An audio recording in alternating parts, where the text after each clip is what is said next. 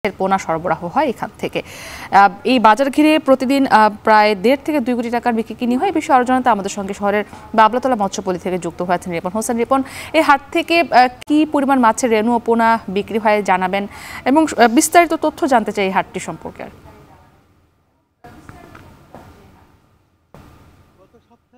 এই সপ্তাহে আমরা দেখেছি যে বিক্রি কিনি বেড়েছে, অর্থাৎ যে বৃষ্টি হওয়ার কারণে যারা মাছ ব্যবসায়ী রয়েছেন তারা বলছেন যে বিক্রি কিনি বেড়েছে। যশোরে মূলত প্রায় 35টি হ্যাচারি রয়েছে। এখানে বছরে প্রায় 54,000 কেজি রেণু পোনা উৎপাদন হয় এবং 600 নার্সারি রয়েছে যেখানে লালন পালন করা হয় প্রায় 50 কোটি যে বেশি যে পোনা।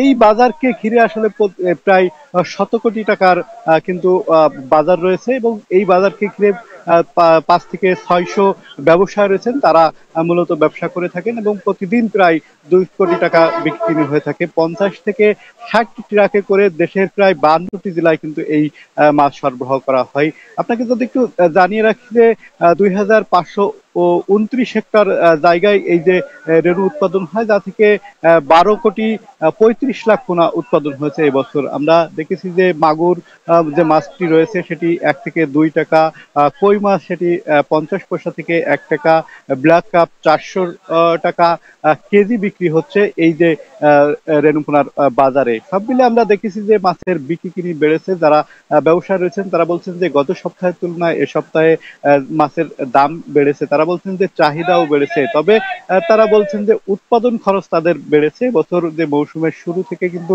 বৃষ্টি না হওয়ার কারণে তাদের বিক্রি কিনি কম ছিল এবং তাপমাত্রা বেশি থাকার কারণে মাছের উৎপাদনও কম হয়েছে। সেক্ষেত্রে মৌসুমের একদম শেষ পর্যায়ে এসে এখন বিক্রি কিনি বেড়েছে। তারা বলছেন যে মাছের দামটাও তারা ভালো পাচ্ছেন। তবে সাধারণ যারা ক্রেতা রয়েছেন তারা কিন্তু বলছেন যে এই মাছের দামটি আসলে বেশি হওয়ার কারণে তাদের যে পুকুর রয়েছে, জলাশয় রয়েছে, সেখানে দিয়ে আসলে কতটুকু লাভ হবে ক্ষেত্রে তারা কিন্তু যে খাবারের দাম বৃদ্ধি এবং অন্যান্য যে সরঞ্জাম রয়েছে তার বৃদ্ধির কারণে কিন্তু মাছ কিনতে অনাগ্রহ প্রকাশ করছেন অনেকে।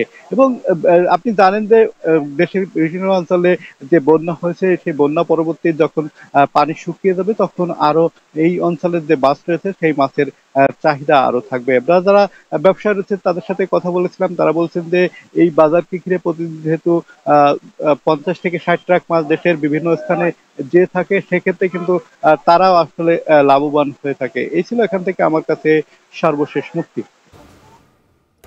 যশোর